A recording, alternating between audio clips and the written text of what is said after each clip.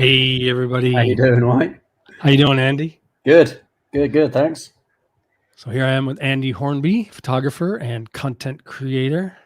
How are things in the UK? Not bad, it's getting cold. Yeah, I bet. Not quite snowing yet, but it is very cold. It is now. Brilliant. Thanks, StreamYard. Yeah. So yeah, How's the StreamYard. US, okay? How's things over there? It's good. Well, I'm in LA, so in Los Angeles, cold for me is like 53 degrees at night and 62 to 64 during the day. Nice. And we got Ryan Shelley here saying Yeah, I know Ryan. Stormtrooper Ryan's a good lad. He's a photographer, local to me. He's good. in the UK. Yeah, cool. Good to see you, Ryan. Which reminds me to ask everyone, welcome. Where are you watching from? Please let us know in the comments under the lives.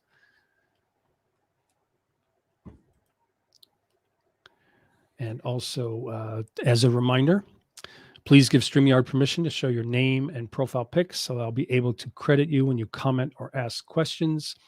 You'll see that under the live as a link, streamyard.com/Facebook. Just give the permissions. Otherwise, we're just a person. Right, such as this. But thank you for being here from Zambia. Wow. Nice. And then, yeah, Ryan is saying he's just down the road from you in Portsmouth. Literally, yeah. Cool. I had coffee the other day. And it looks like he's a photographer as well. I see the camera. Nice big long lens. Yeah. Jealous of that one. And then we have someone from Cornwall. Nice. I think we got UK represent in the house. Good. Here, right? Nice. And we got Hannah from Belgrade, Serbia. Excellent. Thanks for being here, Nice. Hannah. Awesome. Yeah, that's what I love about these events. Quite the international attendance, Yeah, absolutely. Speaking of, we have Annika from India. Thanks for being here, Annika. Nice to see you. Yeah. Great. Wow, looks like we're across the world today. Brilliant. Yeah, nice. Very nice. Nice. So I'm just checking my note. I'm getting lots of notifications from Facebook. So everyone, where are you watching from? Let us know for those who are watching. And we have someone who says they are an upcoming photographer. Yeah. Good stuff. Well, you're in the right place. Absolutely. The groups that we run are quite good. The Photoshop and Lightroom group, the Photoshop and Photography group, and the Andy Hornby Photography group. All excellent. And then we have Abdel, who follows you or me from Egypt. Nice. Egypt, nice. Good stuff. And someone from Southern Illinois. Excellent. So yeah, let me just remind real quick once again. So yeah, please give StreamYard permission to show your name and profile pics so I'll be able to credit you when you comment or ask questions. That way I can get you in the mix a little bit better. Yeah. So let's see real quick. Here we go. Some more people. Paula from New Zealand. Great. New Zealand, awesome. Yeah, nice. I mind to get out there for some landscape photography. Nice.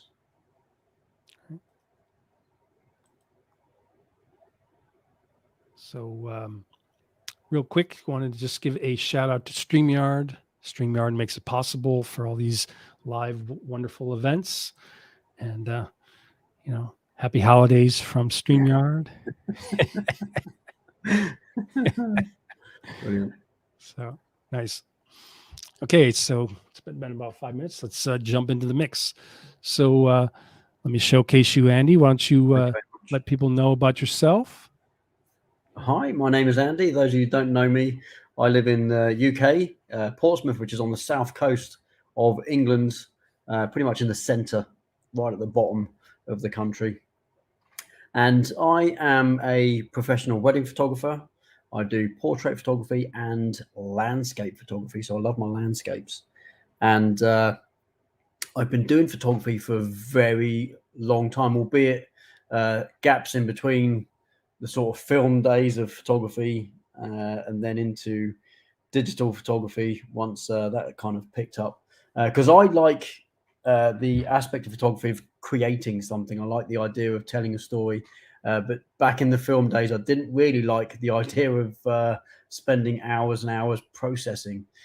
So when digital photography came into its own, I kind of started picking up bridge cameras and, your smaller form cameras, and just taking random images and kind of remembering what it was like to be a photographer back in the film days. And then I started to look at how I could potentially create a business and make some money, as we all kind of do. I mean, I've worked until recently in other sectors. So I've worked in IT for a long time and other bits and pieces, and only recently gone full-time photographer. But having said that, I've been making money from photography for a very long time, and weddings in particular, where I've made a fairly good extra living, if you like. Well, I've been quite blessed over the years, and I've kind of Can I jump in real quick yeah, though? sure. Just so one thing I wanted to ask though, and I don't want to interrupt too much, but No, it's cool. wedding photography, that seems very demanding. A lot of people say it's quite intense and it's pretty stressful, right? Like the Yeah, feeling it that if can you be. It miss the really shot. can. Yeah, it really can be. I like wedding photography, and I'm a people person. I like to meet people. And I've always liked weddings. For that reason alone, kind of draws me to weddings. But I find wedding photography is all photography. It's everything. If you ever want to learn all aspects of photography, weddings are a good place to start, because you've not only got your portrait photography, you've got your landscape, your interior design, your Food food photography, photography. sometimes Yeah, pet photography. I've done dogs. I've shot dogs at weddings. great. So if you ever wanted to get into photography on a sort of more general aspect, weddings are a very, very good place to start, because you're going to pick up a lot of techniques from very, very, sometimes hard areas of photography that you might Great. never touch other times. Sure. And they can be stressful, but you have to kind of not let it stress you out too much. I know Ryan in particular, who's in this at the moment. He's starting his journey in wedding photography, and it's you have to have fun. There's one thing I do, and it's what I tell everybody when because I teach wedding photography as well. The first thing I Excellent. say to anyone if they're getting into wedding photography is as soon as you arrive at the wedding, no matter what point of the day that is, find the mother of the groom, because she has nothing else to do officially during that day. The mother of the bride, the father of the bride, and the father of the groom all have official duties. The mother of the groom doesn't, and she has nothing to do but really stress the wedding photographer out and call the wedding photographer out on everything and blame the wedding photographer for everything. If you can get the mother of the groom on board with the photography team, first thing, your day is going to run a whole lot smoother, honestly. So that's the first thing I kind of say. So that takes a lot of the stress away, because I kind of have a bit of fun with my wedding. But I'm lucky now. I'm at a point in my wedding photography career where I can kind of choose the weddings that I do, and often or not, I can say I probably we may not be a good fit, or love your wedding, love your style, I want to be involved in it, and I have a team. I don't generally go by myself anymore. At the very least, I would have an assistant, if not a second photographer and an assistant, and I have a good team behind me. In fact, my wife, up until we had a baby, was my assistant for a long time, and that made things a lot. Takes a lot of stress away if you have someone who can do the running around for you and stuff like that. So, he says, so weddings I've been doing since 2007 or 8, I think. Good 12, 13 years, something like that by now. Great. And I've done a fair few. I actually, in my first year, did a lot of weddings for free. I actually did a whole year of weddings for free to get a portfolio together. I used a lot of models locally. I bought a lot of wedding dresses myself to put on models so I could do, those sort of fake wedding shoots, and really get a good portfolio together. And even at that point, my landscape photography hadn't really kicked off. So I was doing a lot of more portrait stuff when I started picking up DSLRs. I was running around doing other bits and pieces as well, but it's mainly portraits, working with models and doing model portfolios, that kind of stuff. Star Wars in back, I see that.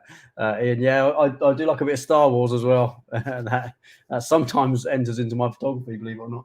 I like to do a lot of composites with Star Wars. But then I think, for as far as my journey has gone, wedding photography is fantastic. Portrait photography is good. I do a lot of commercial work as well. I work with lots of local companies to either train and give tuition to their staff, or go in and do their photography for them. And that's great, but that's all photography for someone else. And the passion of photography for me always comes down to my landscape photography. Always has done, always will do. I think since probably around 2012, 2013, maybe slightly earlier, 2011, maybe 2011. I started picking up my camera for me and actually going out and doing photography for me. And that was just a whole new ball game for me. And it opened up a world of storytelling that I hadn't really done before, because all the stories I was telling with my pictures was until that point always for someone else. It was either me getting models together and doing model portfolios for them, or getting models together and shooting images so I could put a portfolio together for wedding stuff or other bits and pieces. I did a lot of, obviously, you make a bit of money doing like family shoots, but for me, landscapes are my passion. It's where I can tell a story and really be, yeah, thanks, Ryan. Yeah, cheers, dude. Really be, photography for me. And I wanted to show, and if you can put that first picture up, I wanted to show you one of my first ever, and I found this the other day, funny enough, and I'll show in a second. I don't know if you can see. Can you see me as well, Andy? Is that right? Can you see me? Yeah, you look great. Yep. Yeah. So this is a makeshift ND filter. Now, if you know what ND filters are, they're neutral density filters. They are designed to fool your camera into thinking it's darker out, so you can do what's called long exposure photography. And this is what really, elevated my work. And sorry, Andy, if you can go back to that picture. Yeah. This is one of the first pictures I got with this ND filter. This is a friend of mine sat down for 30 seconds, not moving for 30 seconds. And, the image has, this is a long time ago, it has issues that I wouldn't necessarily have in my long exposure photography nowadays. But this image really, really elevated my work and made me decide to look at long exposures. And I'm going to show you some pictures in a minute that chronologically, for the last probably 4 or 5 years, in my landscape photographies and a few other bits as well. Now, is that water? That is water. Yeah, that is. Yeah. That's like a little pier. And yeah, I what like the way it kind of is foggy too. It's like foggy water. It gives, this, because this is welder's glass, so this has got a very greeny browny color cast to it, which you can obviously mess around in post. But these were back in the days where I wasn't doing too much in post. Most of it is straight from the camera. I do a lot of work nowadays in post, and you'll notice that in my edits. But the water you see down the bottom there, the smoky water is it does that where because of a long exposure, you have the water kind of goes milky. If I had a better sky, you'd probably see the clouds streak across the sky, and you'll see that in later works.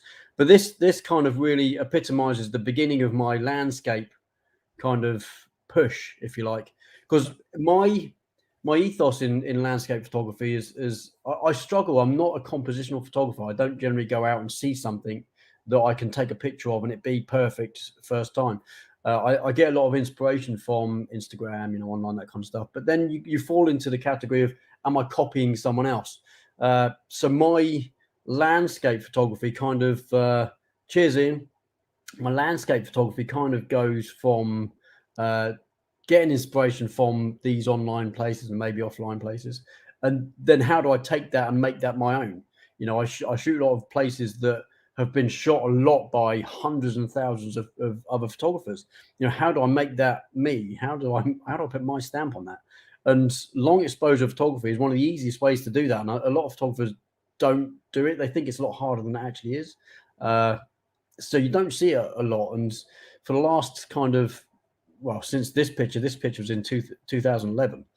Since this, my landscape photography and my long exposure photography in particular has come along a long way. And I think that's where I kind of like my passion comes from, taking that one step further.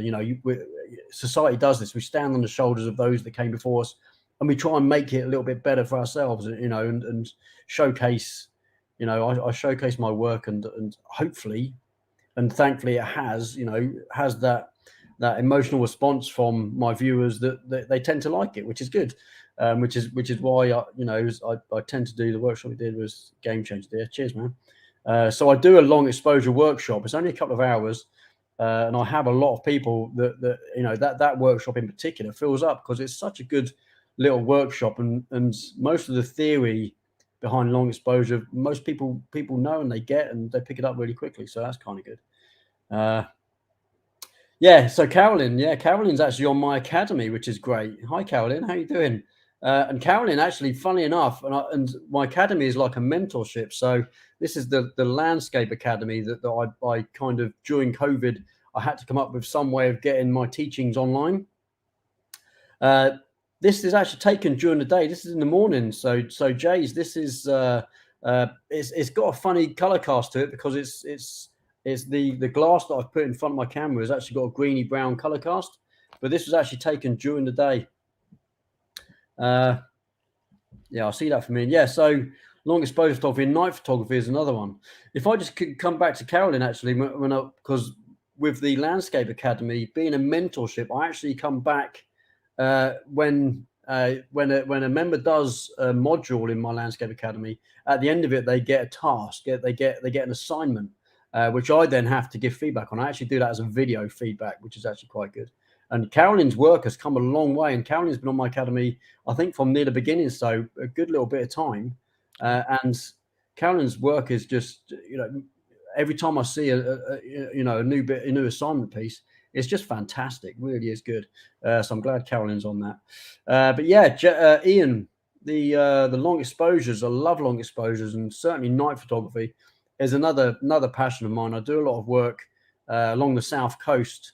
And when I do things like morning shoots, I'll actually get down there a lot earlier, and I'll actually get down there when it's freezing cold in the middle of the night, and I'll do star trails, or I'll do maybe the Milky Way if it's the right time of year and the weather's helping out.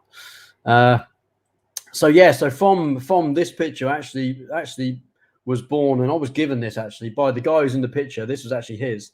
I should probably give it back to him, to be fair. His name's Jay. He actually works with my wife now, actually, in the hospital just down the road.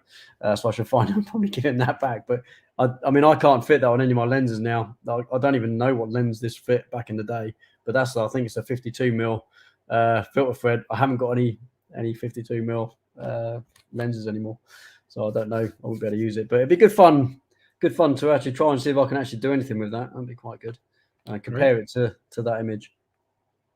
So my sort of landscape journey was born from that, and it was about 4.5, 5 years ago. I started looking at the potential of although I was doing weddings, and I do love weddings.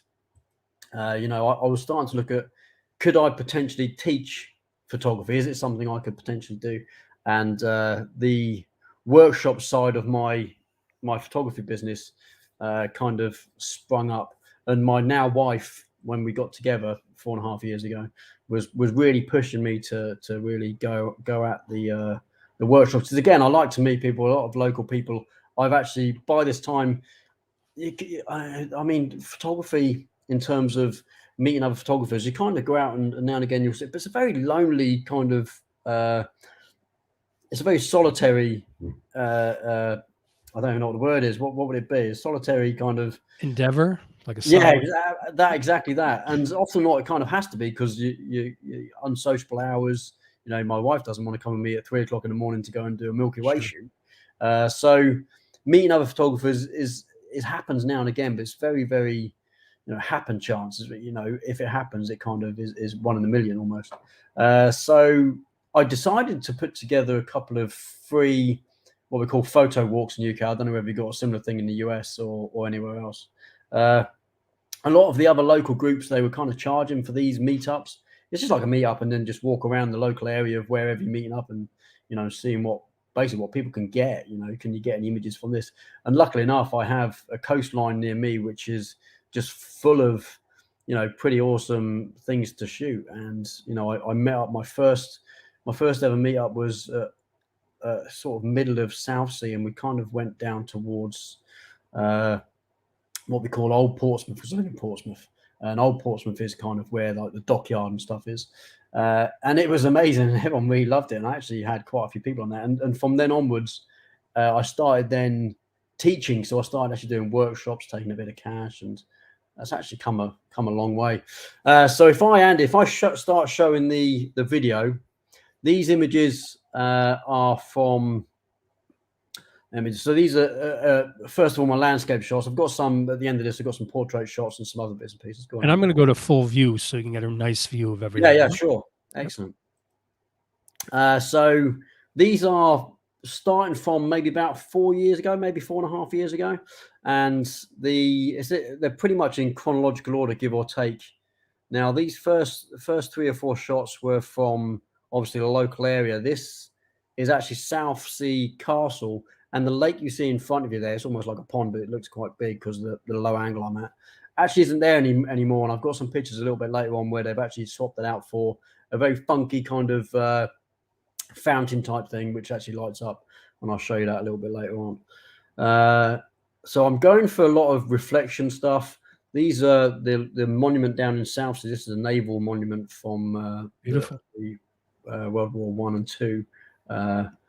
But love these locations. This is a bit further down the coast. This is Brighton. So this is actually a long exposure shot. So this is what I was saying about the clouds in the background. You see, actually, the clouds are kind of going away from you. And I think this is about a minute exposure. So those clouds kind of wisp across the sky. The sea, you can just about see. That's a bit weird. Sea, you can just about see just on the left hand and the right hand side on the horizon there. And that is actually quite flat. But in this image, that wouldn't really make much difference. But so this is another one of it's probably one of my favorite. This is Spinnaker Tower. This was built a few years ago. And this is a long exposure shot. There's no clouds in the sky, but the sea is nice and flat. Unlike the picture you saw earlier on, there's actually more color in this image because the glass I'm using and the filter is a little bit better quality. It's not just a bit of welder's glass. So you actually retain the colors and you can mess around with that. And actually the filter I've used here has got a slight blue color cast, which actually works in my favor because most of the stuff I use it for are seascapes and, you know, that kind of stuff and skies. So that's one of my favorite. Thanks, Andy. So this is starting with glass ball photography. This is another thing I teach as well. Is a bit of glass ball work. I'll run through these because there's a fair few of them. Can I ask a question? Can we go back? Yeah, absolutely. One or two, one or two images. Yeah, like even in this one. So for these, do you just kind of you have to line it up or? You do. There's a question. Do you ever cheat? You have to be careful. You have to kind of. Sorry, Andy. Go on. I was just going to say, do you just line it up and then you get that kind of framing, or do you ever cheat where you take a photo of the subject and then you kind of Photoshop it into the glow? Yeah. I wish. No, I mean you can do that. Obviously, there's ways and means of making the image in the ball look a bit better, and you'll see that on the couple of images later on. I'll show in a second. But these are actually as shots. So the idea behind this is almost like a portrait shot rather than a landscape shot, because you actually focus on the image that's inside the glass ball, and the background, because you're so close to the glass ball, the background is going to kind of be out of focus anyway. But you don't want it too out of focus that you don't really have any relationship to it. Otherwise, it kind of doesn't make sense. You have to find that kind of balance. Quite tricky, but often the end result can be quite nice. And the other thing as well, if you're too high up or too low down on the angle, the horizon in the glass ball would be completely warped and out of shape, and again wouldn't make any sense. So you kind of need to make sure that the image that's inside the glass ball makes sense. Does that make sense? That's kind of weird, but yeah. So Absolutely. If we go back to this next one, not this one. Someone asked, Andy, do you ever flip the image? Yes, actually I do. I haven't in these, but I do. What I tend to do if I flip them is actually zoom into the glass ball and don't show too much of the outside, because obviously the real world, if you like, if that's upside down, it kind of doesn't make any sense. So yeah, so flipping it's kind of a good idea. But if you do that, zoom in definitely and get more of the glass ball than the outside. So this one here, Andy, this is an image I took. The image itself is as I took it, but I've actually done a little bit of color work on the hand, slightly different to the background. So I've kind of edited around the glass ball in the hand and a little bit of foreground to be a slightly different color than the background, just to give it something else, if that makes sense. So there are some, some ways of really, making that look a bit different. I think that was my last one for the glass ball, but there may be some others. Beautiful. Yeah, thanks. And Ian says the color is amazing. Wow, cheers. So this is actually an ice skating rink. If I show you that one, slightly better angle. This is in what was called our Guildhall Square in Portsmouth in town. Every year at Christmas they add the ice rink into the square, and you can't really get a shot now because actually nowadays they actually have a roof on it. You can't really get a shot, but the colours in the ice rink they shine in the ice rink and in the Guildhall in the background actually worked really well. And I think I won an award for that somewhere or other. A few other bits and pieces. So this is, I don't know if you know this, Andrew. Do you know what this is? Which aspect? Where the location is. Do you know much of the South Coast? This is in the UK? Yeah. It's gorgeous. It's gorgeous. So this is on the Jurassic Coast in Dorset. So this is Durdle Door. So this is a place I went to a few weeks ago, actually. And you'll see right at the end of my landscape shots in a minute, that I've actually got the sunrise through the door. You'll see currently the sun is rising over the kind of left-hand hill. So this is during summer. So in winter, as we're on the northern hemisphere, the sun kind of rises a bit further south. And I actually managed to get the sunrise in the door itself. And I'll show you that image a little bit later on. But this is a long exposure shot. This is the sea's nice and smooth. Can't remember how long this was, but it wouldn't have been too long, maybe 30 seconds or so. Another long exposure shot. This is funny enough. This is in London. This is the Millennium Bridge in London. So this is a bridge that at this time was height of summer. There are probably, 1,000 or 2 people going past or over this bridge every hour in summer. And doing a long exposure shot actually gets rid of people. So it's another aspect of long exposure work that I actually really like. Because if you go somewhere that's really busy, as long as people are moving and they're not too still, you actually see, if you can see over, like in the middle of the image, you see like blurry cloud Slight ghost. Yeah, so you see ghosting down the bottom there. That's where there's it's a 5-minute exposure, about 4 or 5 minutes. But because there's someone always kind of in that area or in that space, you will see a bit of ghosting, but around the outsides and up the edges, nice. No one at all. Can you take a quick question? Yeah, absolutely. So Ian asks, roughly how long do you spend retouching an image? Oh, that's a very difficult question. And I've spent, sometimes an image might just need a quick crop and maybe the shadows lifted a little bit. Other images I can spend hours, literally hours. I've spent days on something, come back to it, didn't like that, go back to it. And it depends what kind of work is needed. With landscape shots, the most I'd probably spend on a landscape shot is probably maybe about an hour. But again, it kind of depends what needs doing. Does things need moving sometimes? And I am a photographer that likes to create digital artwork as well.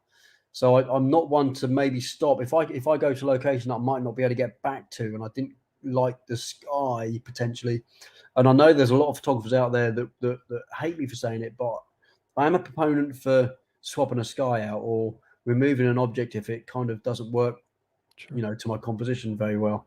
But in that case, I do understand there are photographers that say that's not now photography. That wasn't what you caught, and I get that. I understand that. But, for me, it's about my end product. It's about me telling a story. Sure. If something needs moving to tell that story, then, I tend to do that. So, so it can take anywhere. Can you take another quick question then? Yeah, absolutely. And then just says Facebook user, but they yep. asked what ND did you use for your 5-minute exposure? So for my 5-minute exposure, I used an ND from a manufacturer called Haeda, which is, I think, South Korean, and funnily enough, and the reasons why I managed to get a 5-minute exposure during the daytime, because even a 10-stop kind of pushes maybe a few seconds, depending on the kind of light. It's actually a 13-stop filter. I got it as a 10-stop, I did a load of images with it, and they were coming out too dark, so I had a little play around, and I worked out I get somewhere between 13 and 14 stops of light out of that, which is actually really good, and helps me a lot. During the day when it's sunny, I can still get, your 2 minutes, 3 minutes. That was wasn't a particularly sunny day, but it was bright enough where a 10 stop potentially wouldn't have gone far enough. Do I keep a file of skies to plug into Boring Sky? Yeah, I've actually got, fun enough, a sky replacement pack that I've actually not to plug too much of my stuff, but I do have a whole pack of 400 skies that over the last 3 or 4 years I've collected. Me and a couple of friends have put together a pack, which I do sell. I'm going to plug that quickly. I do sell that pack on my website. Right. And I was going to say, feel free to post the link in the comments on these videos. Right. Okay. Yeah. I'll have to. Yeah. I might do that in a bit. Yeah. I might have to find the link for that. But yeah, so I do. Yeah, I absolutely do have 400 sky images, and that's growing. Week by week, I can take skies from some images and just hoard that into my folder of skies, and that folder just grows and grows and grows. So yeah, definitely. So let me get back to my images, Andy. I'll carry on for a little while because it's going to take me ages to go. Looks great. Looks great. A lot of images. Love London. I go to London a lot. I do a workshop in London. It's like a 6.5 hour workshop all around London. The main sort of epicenter, in and around St Paul's, which you see here. This is actually Clarence Pier in Portsmouth. This was a few years ago now. That Ferris wheel isn't there anymore. And this is another favourite location of mine. So this is obviously a shipwreck. It's just outside of town in Portsmouth because we're surrounded by water. It is actually an island. And this is a place that is really hard to get to. So I've been there a lot, and I take a lot of pictures there, and you'll see quite a few probably coming up. Yeah, so there's a few more back to London. And the reasons why it's such a good place to go is because not many people are getting there. I can then set the trend for the images that are coming out. And it's actually quite local to the shipwreck. And it means that I don't have to, compete with too many photographers to get my images out. And the good thing about that place is that no matter what time of year I go and what time of day I go, I'm always going to get a different image because the sea level is always changing. It's never the same from 1 minute to the next. And yeah, Ryan, the crane too. Yeah, there's a crane down there as well that we love. And no matter, like I say, no matter what time of year I go down, no matter what time of day, if the sea's doing something different and the sun's setting in a slightly different place, I'm always going to get a different image. Yeah. So again, back to Spinnaker Tower. This is a slightly not too long exposure, but the sea is smoothed out here, so it is a bit of a long exposure. And this is obviously a long exposure with light trail. Now, I use what is, well, it's just the 30-second rule. Funnily enough, so the camera is set up in a way that it's always going to take an image for 30 seconds at this time of night. So this is kind of blue hour, and we've got a lot of ferries going in and out of the port where we are, and it kind of makes sense to pick these up. But a 30-second exposure, you're going to get that really nicely. Can I ask a question? Yeah, sure. So yeah, real quick. Yeah. When it comes to your photo editing, do you prefer Lightroom or Adobe Camera Raw and Photoshop for enhancing, the saturation, the contrast, isolating, all that? I mean, I use Lightroom almost extensively for landscapes, mainly for the import and export. Makes it so much easier, and the categorizing of images makes it really easy. If I have to take an image into Photoshop to do something, then it'll just be 1 or 2 images. I can process images a lot faster in Lightroom. I'm so used to the Lightroom interface. Camera Raw as well would be used potentially if the image was taken into Photoshop first. But having said that, the majority of the time I'm importing into Lightroom, categorizing, all that kind of stuff. I do a lot of, and I haven't got any to showcase, which I probably should have put some up, but I do a lot of time lapses. So batch editing in Lightroom is such a time saver. Now, nowadays I have the A7R4, which has got files coming out of that. Jays, I do have portraits. Wait around, I've got some portraits near the end of the video. But I have the A7R4, which is a 63 megapixel. Now, those images that are coming out there are huge. So when I'm taking 600 images for a 24-second end result time lapse, and have to edit them. If I tried to edit them in Camera Raw in Photoshop, that's just not going to happen. So generally, yeah, Lightroom, Andrew. Lightroom is the way to go for my landscapes, unless, like I say, in particular, there's anything that needs to be taken out. Great. This is actually, if we looked back, which I'm not going to go back now because I wouldn't find my place. At the beginning where we saw the what do you call it, the castle in the background, and we had the little lake in the foreground. This is what it was replaced with. So this is quite nice when it's working, because it's been there for a couple of years now and it's generally not working too well. Excuse me. Cornwall, I go down to Cornwall. This is a bit further, or way further down the coast. This is St Michael's Mount, which is a lovely place to go. I did fun enough, I did a week trip around the UK in a camper van, and all these places I went to. This is Godrevy Lighthouse in Cornwall. I actually planned this shoot to get the sunset, if the weather was right, of course, through the top of the lighthouse. That's actually a lighthouse that the sun is setting through, and I managed to get into just the right place at the right time. And I planned that shoot 3 or 4 weeks ahead of time. I love planning my shoots like that. This is in Anglesey in Wales. Another nice location to go to. Yeah, Sky Ryan at the end of that was brilliant.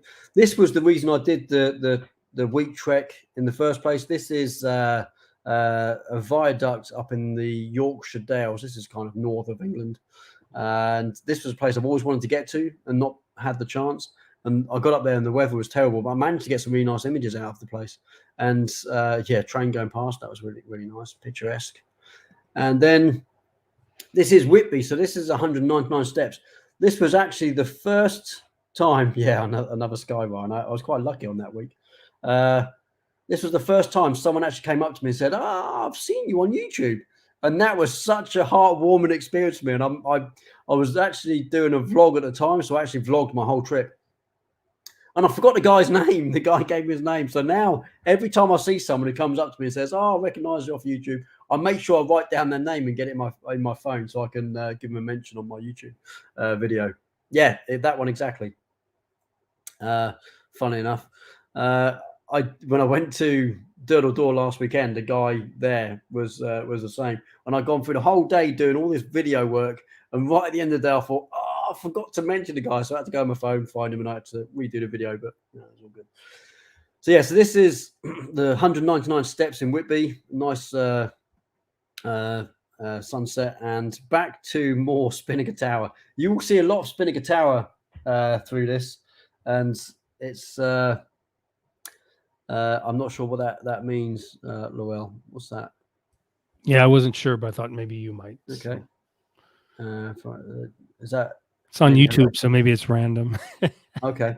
Back to Spinnaker Tower. I've got a lot of Spinnaker Tower work. Again, I'm actually down low. You can't really get down here unless it's low tide. This is actually over a wall and down the side of everything, which is quite funny. You can't really get down here unless it's low tide, and you have to be really careful because the tide comes in really quick.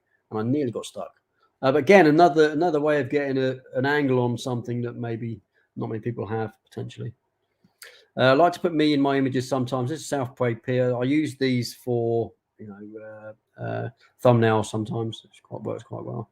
And there's the sky here. This is the back to the Shipwreck and the crane. This is probably one of my better skies when I've been down there. And the sea was so still. The reflections were amazing. I do love that. Back to, again, more Spinnaker Tower and long exposures. So this was a shoot, and I wanted to mention this actually. This was a shoot. This and the next picture, if I can just show you the next picture too, which I actually like a little bit better. This was a shoot that I predicted, funnily enough, about 8 months in advance. So I wanted to get the moon. This is actually the moon you see here. I wanted to get the moon going through the sails of the Spinnaker Tower. And I used the PhotoPills app to tell me when that would actually be possible. And there's only one date available for the moon to go through at that certain elevation on that for me standing in a certain place. And yeah, 8 months in advance. So I'm one of those photographers that doesn't generally pick their camera up and go out and take 500 shots. I'd rather sometimes imagine one composition and actually research and try and get that one composition. And yeah, that was 8 months in the making, that picture. This is a local pier to where I actually live now. Thanks, Jace. Cheers, man. So again, reflections. This is actually a phone shot. This isn't even with my DSLR. This is with my phone. This is round the corner from where I used to work when I was working in IT. And after rainfall, it's actually beautiful. They light the place up. And the puddle that you see in front of this one, actually, it's actually quite a small puddle. But where my phone is actually at a very, very low angle, it makes the puddle look like a lake. And it's not really a lake at all. This is an image. This is London. I actually stayed in the penthouse suite of an Airbnb. And this was my view. Absolutely amazing. I did this again as a time lapse, which I don't have, but I did a few pictures as the sun was going down and the lights were coming on. More London stuff. This is Portsmouth. More Portsmouth. And this is Venice. So I went to Venice with what is now my wife. Thanks, Hannah. A few years ago. This is back to Portsmouth. Now this is actually in France. So this looks like St. Michael's Mount, but it's actually Mont Saint Michel over in France. So I went to France a few years ago, got up really, really early. This is in summertime. So to get a sunrise over here, I don't know what it's like anywhere else in the world during the summer, but the sun rises at about 3:30 in the morning, at the height of summer.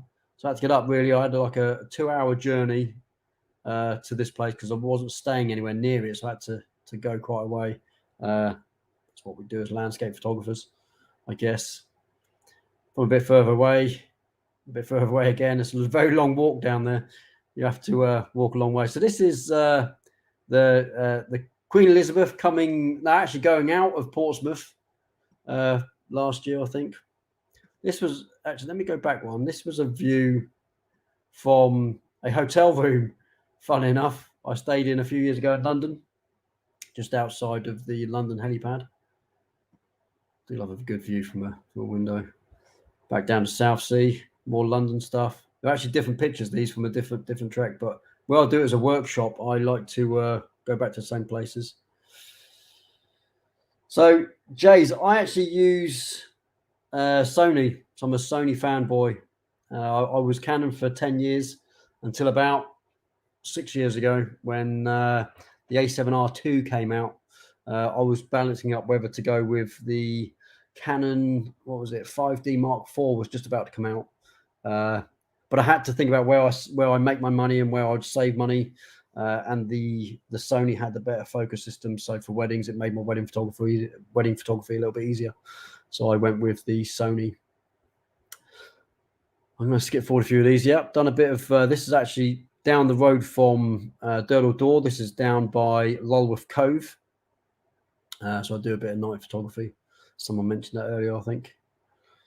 More reflection stuff, like reflections. Spinnaker Tower from underneath. Long time ago that was. So this, another reflection shot. I was driving home from work, realised that there'd been a rainfall, and I'd had an idea of a few shots I wanted to get. And this is actually a phone shot. So this is actually done from my phone, very low angle, with a puddle, and then Lightroom mobile. I had a good shout with that. It was really good. Yeah, a few sunsets, sunset again. All around Portsmouth. I'm going to speed some of these up because I know we're pushing the time. This is back to Cornwall. This is a place I stayed in. This is I can't remember the name of this. Like some castle, but it's been converted into a hotel. Yeah, that's that Godrevy lighthouse, but from a different angle on a different day, obviously. Back to Cam's Hall. This was one of my best shots I got looking over at Spinnaker Tower. And then we've got some more Spinnaker Tower stuff. South Sea. So this is a shot I took again on my phone, fun enough. And I really like this shot. I thought it was really nice. I love the sun setting just in the background. I think I've caught it just right. South Sea. This is other places. South Sea again. This is actually down near the dockyard. So this is what's called HMS Warrior. This is the dockyard. It's just to the right hand side here, where the naval base is. This is one of the old warships from back in the day. Back to Durdle Door, sunrise. Back to Portsmouth, more sunsets. So I don't know why this is in here, actually. I'll put this in here, but this is actually the Cams Hall estate you saw earlier on with the reflections. I did a bit of car work up there with this VW. Actually worked pretty well. This took a bit of time. The lights you see and stuff like that all added after the fact. Even the headlights weren't on. I spent probably an hour or two on this, I think, potentially. I even think that's a sky swap as well, if I remember rightly. So there's more South Sea stuff. So this is Corfe Castle a few months ago. There's some nice work on this. This is actually so this is an image that gets people. I've actually done a video of how I edited this. So this didn't have any fog, and I wanted fog, so I added fog in various different layers. I think this is the image I worked on, Andy, when we did our thing last time. So people either like this or they hate it, and that's fine. Yeah, I remember the haze. Yeah. So I really like this image. I don't know if I showed the one afterwards. No, I didn't have it, but more Portsmouth. This is Stonehenge. I managed to get a really good sunrise at Stonehenge. That was pretty good. Another one in a million. Everything was working right. The weather was perfect. Excuse me. It's just one of the things that on the way, in the car on the way down there, you're thinking the sky looks a bit cloudy. Oh my God, am I going to get anything to get there? And all of a sudden things change. And it actually turned out pretty well. And this is after the sun rose. This is Jed, a good friend of mine. Back to London. Some different angles of different places. I'll skip through a few of these. This was a few weeks ago. I did a workshop. This was on a beginner workshop, actually, with like a one-to-one beginner workshop. A little bit further down the coast from where we are at the moment. But yeah, I like some of these shots. These were just some snapshots almost that I got teaching, things about like background blur and that kind of stuff and how you can tell a story, that kind of bits and pieces. But normally you probably wouldn't blur the background. Let me go back of this kind of shot normally, but it kind of made sense to what I was teaching at the time. And a few other bits and pieces. So last weekend I went to Durdle Door. And these are the shots I got from Durdle Door. I was telling you, Andy, that I got a sunrise. Did I not have it? Oh, I didn't put it in there. After all that last shot, let me go back one. It was you in Star Wars, right? Weren't you in Star Wars? Yeah, I'll show you in a second. This shot here, I had another image after that one that I didn't put in the video, funny enough, and the sun was rising through the door. There you go. So we just have to imagine it. Use our imagination for a second that the sun was clipping through the little door there. And then I come on to light painting. So I do a little bit of light painting stuff, and this was a few years ago with my light. What you saw was lightsabers, not really lightsabers. It's like a light wand. Get various different things. I'm gonna let this just roll through and let people just see what you can do with a bit of light. So can you go back a couple? Yeah, sure. One more, maybe there. So like that is it, the next one to the right. Yeah, that's there. There we go. Yeah, so for something like that, so do you have someone standing out there and then they're just that's me? Yeah, I am all by myself, lonesome. 10-second timer. Well, actually, I think I've actually got an off-camera shutter release that's got this. So your camera's on a tripod, yeah, and then you are kind of like waving two hands. Yeah, so waving various different things. I've got light ones. It's in this case, it's actually flashing as well. So as I do the wavy motions of an orb, nice. You can see the lines where it's flashing on and off. And I don't know if you can see closely. I mean, you wear black clothes and stuff like that. As dark as you possibly can, so you don't show up. Because where you're not moving, the light from the light one can light you too, and you can just see my trainers at the bottom. It's subtle though. Subtle. Very subtle. I've done a little bit of work, but not too much. But now and again, you'll see them. There are other things that you can do where you just don't see yourself at all. So like this one, I actually on the same night as the image you saw before, I went to this place which is down in Southsea. It's got a little like pond. Because I wanted to try and find, reflection that worked. So I ended up taking my now wife, who was my girlfriend at the time. back down there to do some light painting with a we go model. back? Can we go back just a couple? Yeah, sorry, yeah. Another question. Sorry. Let's go back to one more. Back one more. To the car. So. Or maybe forward. Maybe forward. Yeah, forward. Car? That one, yeah. The first car. Yeah, let me go back again. So it's on the timeline. Really difficult. Yeah. There we go. So for that effect, how do you get that effect? Do you have to go up and down vertically and then you just kind of walk slowly, or do you run? So yeah, with this one, actually, I had someone with me, but not to do any camera work, actually to right at the end, actually flip my switch on my car so the lights come on. Fun enough, because you don't want the lights on all the time, but when I lock my car, the headlights at the bottom there, they flash on very quickly, and the side lights flash on really quickly. So what I'm doing there is I'm actually holding the light wand and I'm walking towards the car, making bigger motions by the time I get to the car. Then I spin around, make the big motions into smaller motions going backwards. And it's about a 6 or 7 second exposure. And then right at the end, I'll say to the guy, right, hit the button. And then the lights on the car come on. Cool. And it actually works really well. Cool.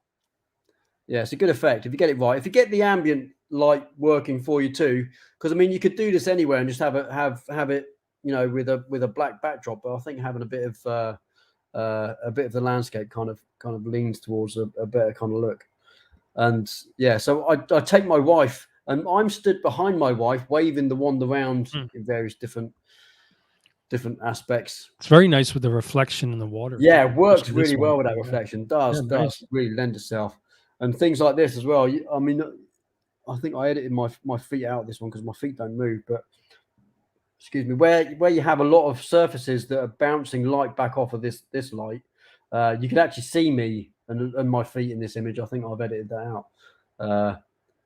Yeah, this one. This is another way of getting your ambient exposure set in camera and then lighting your subject. It's a bit like you know, if you're adding any external light to a model, you would get your ambient exposure first. So you expose for the background in Spinnaker Tower. Otherwise, you're either going to overexpose it or underexpose it and it not make any sense. So this is an environmental portrait shot, really, first and foremost. So very tricky. And funny enough, this was right on the seafront. There's a pub behind me over our right shoulder where people are actually eating their meals and looking out the window and laughing. And it's quite a funny experience. And I actually vlogged this as well. So I've got 2 cameras set up doing video, and me running around with this light wand, crazy stuff. But I do like a good image if I get it right. That's great series. And these worked really well. This is in the forts down in Old Portsmouth. There's like these encasement forts behind, or what you see on the ground behind my wife there is actually where you would have had a cannon, you know, 200 or 300 years ago, shooting out through into the Solent. If anyone came to bother us, Spanish, I suppose, back in those days, I don't know. Various different exposures and then some other bits and pieces. I do like to get a little bit creative sometimes, and obviously with wire wall spinning, it's the same kind of concept in various different locations. Also, I've done a bit of drone shots over the years, which have all landed themselves in magazines and stuff like that. Fun enough, it's quite good. My drone, I don't really do drone much anymore. I'm a drone pilot, but I don't have a drone. And on to some portraits. So these are some recent shots because I don't have anything from more than a couple of years ago on the drives I have out. They're all locked away somewhere. So these are fairly recent shots, either on location or in studio. Thanks, Jace. So this is Charlotte. This, if I go back, sorry, let me go back one. So Charlotte is actually a CEO of a production company about 30, 40 miles down the coast. I actually do quite a bit of commercial work for, and I've started to do a bit of video work for them. Actually, I've done some documentary stuff recently, which will be out next year, which is quite good. And I love working with them. They've got a studio as well, so these were done in their studio. This was actually in the High Street down in Fareham, which is just around the corner from where I live. This is Miss Nancy, I work with quite a bit. And we've done a fair amount of shoots. In fact, this shoot was one of our first shoots I did about 3 or 4 years, maybe 3 years ago, 3.5 years ago. And I actually turned up with this whole production. Let me go back one. This whole I had lots of people. My wife was there with lights. I had other people there with lights. I had people there doing video because I've vlogged it as well. And I had like 3 or 4 people with me. I got down there and didn't have an SD card in my camera, so I started taking pictures. And funnily enough, with the Sony, you can actually see the last picture you took. It just gives you a JPEG, but you don't actually have a card to write to. So I had to run around and buy a card from the local shop. Looked a bit silly, but move on from those. So this is Southsea. This is I love going down here. It's got lots of graffiti, really nice to do workshops, that kind of stuff. And these were taken, I think, on a workshop, a few years ago. Love doing the kind of location shots which get you, something more creative than just a blank canvas in a studio potentially. These shots made it into magazine, I think. We shot these 4 magazines, and some more environmental shots. This was shot down in Southsea. High speed sync. Do you have any? Some of those ones you saw back there, Jess. Let me go back to my first shoot in Fareham.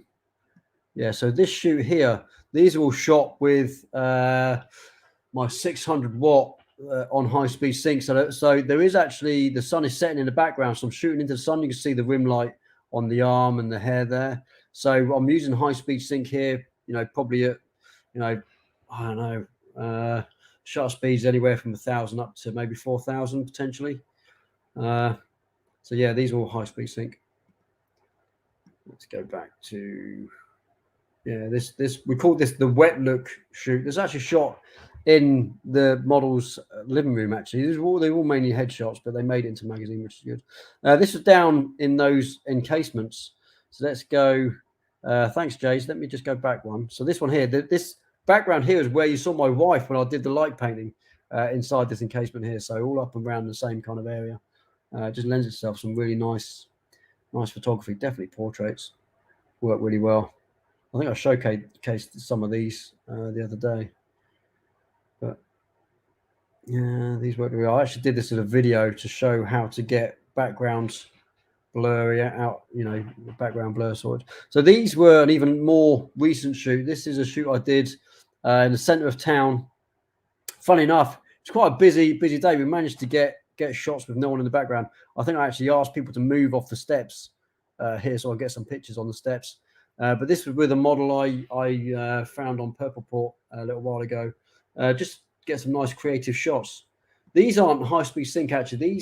These were with just one speed light. So there was enough ambient light to light the model and other bits and pieces, but just a bit of fill-in light in the front. I mean, you see some shadow under the chin there. I'm actually holding, or I've got someone to hold my speed light off camera. And that's all this took. This whole shoot was with one speed light. It's pretty awesome. And now some wedding shots. We're kind of getting to the end. There's not too many wedding shots, but just to showcase us, a few bits and pieces that I've done over the years. These are probably over the last 5 or 6 years. Sometimes I get a bit creative. So this is the same model. So this was actually a shot I took on a wedding workshop. So I did in the same location you saw with the reflections before, which actually lends itself to some quite nice wedding shots. This was with this couple. They're actually a couple. They're getting married next year, I think. And I've done lots of work with Miss Nancy. That's actually one of my wedding dresses that I own, that she wears for my wedding workshops, funny enough. And I've got a couple of people with me doing getting their pictures as well, which is quite good.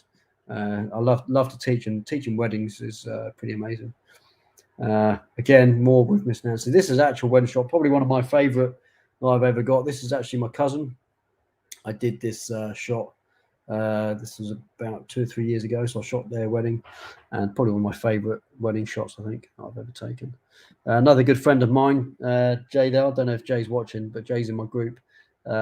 This was their wedding, and I love this shot as well. This is in Hendon, so this is the River Thames, a bit further out of London, not actually in London. And another recent one. This was pretty heavily photoshopped, really. This is a combination. This is more of a composite than anything else, but I kind of like the idea. The exposure for them was different to the background and the trees, and then obviously the sky's been added slightly separately. But at first sight, you'd never really notice it. And it worked really well, I think. Didn't spend too long on it. This is actually another, this is a composite. Funny enough, this is actually the background was actually the hotel and the road and didn't look too good. But I love the pose. I love the almost, the kind of intimacy that you see in the couple there. And I just really wanted to make that something a little bit more special. And the background at the time, didn't. And with images like this, you can't recreate that. It just doesn't work. Going through this, some more images. I love that. That's my cousin again on the swing that she had. And that's kind of it. Got through it, Andy. Yeah, it's wonderful. Wonderful. Lots and lots of stuff there. So you see, I've got lots and lots of landscape stuff. That's my passion. But obviously I wanted to put in a few bits and pieces there that weren't just landscapes. Well, it's some wonderful photos, all different kinds of subject and theme, So yeah, absolutely. Excellent. Yeah, very nice. So any questions for people watching? Yeah, I know they asked during, but ask. Yeah, absolutely. Well, maybe a question or two, hopefully. And then just to give a shout out. So, in general, you can find Andy on YouTube, where I just believe you passed 22,000 subscribers. 22 and a half now, give or take. Yeah, very nice. So YouTube, there. Andy Hornby photos. Yeah. I think you can leave the C out. I don't know. I've never used this. Does that still work with the C?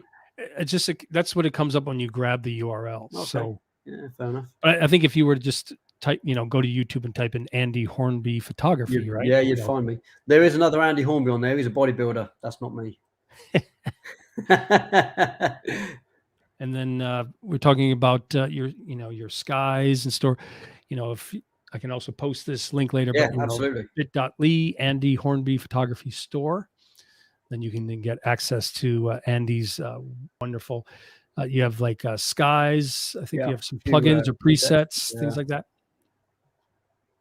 Yeah. And the Landscape Photography Academy, if anyone's interested, potentially. And then Ryan asks, where would you like to shoot that you have not managed to yet? What's your dream? There's a few places. I want to get to Iceland. Get the Northern Lights, the Aurora Borealis would be a dream location for me, I think. Definitely. Yeah. Jay says, I'm definitely going to follow you, Andy. Cheers, dude. Yeah, absolutely. You can find me all over the place. YouTube is a good one. It'd be fantastic. YouTube. Yeah, definitely. Yeah, that's wonderful. Wonderful. So, awesome. Let's see. It might be a little bit more. So Ryan says, I'm in. Cheers, dude. Yeah. Awesome. Yeah, cool. Yeah, this is great. Great. Yeah. So once again, do follow Andy and Andy Hornby Photography on YouTube. Yeah, definitely.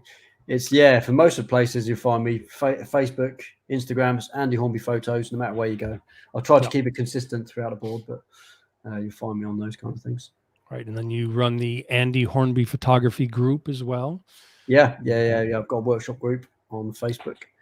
And Andy is a wonderful admin for my Photoshop and Photography group and the Photoshop and Lightroom group. Love that place. And I myself am also trying to build up my YouTube a bit so I can get that community tab. Definitely be sharing your. Definitely. Look at that. Digital artist Andrew Kavanagh on YouTube. So do a search for me there. Digital artist Andrew Kavanagh. Yeah. But this is wonderful. Really great to see your work. Yeah, thanks for the opportunity, man. This is brilliant. Very nice. Very beautiful work. I'm glad people recognize the Star Wars stuff. I like that. Of course. So, wonderful range of your work. Fantastic. No, it's brilliant. I love doing this kind of stuff. I love it. It's brilliant. Thanks for having me. Let's see. Got one comment. Thank you, everyone. I'm going to put my before I break. I'm going to put this away. Yeah. So Hannah says, "Thank you for a very pleasant evening." Oh, awesome! No, thank you for being here. Thanks. So thanks everyone for attending, and besides cheers, guys. These live interviews, we'll also be doing a series of live video events. I believe Eric Joseph is coming up on one about printing next Friday. So don't forget to join. Let's see if I have a banner for it. Make sure you join the Photoshop and Lightroom group and the Photoshop and Photography group and the Andy Hornby Photography group. And in general, for all of those groups, always make sure that you look for the top pinned posts. The top pinned post is where all the most important notifications are. If we're doing a live, if there's special news, special events, special deals, contests. So we do have contests when we pass certain milestones as well. We've got one coming up soon, haven't we?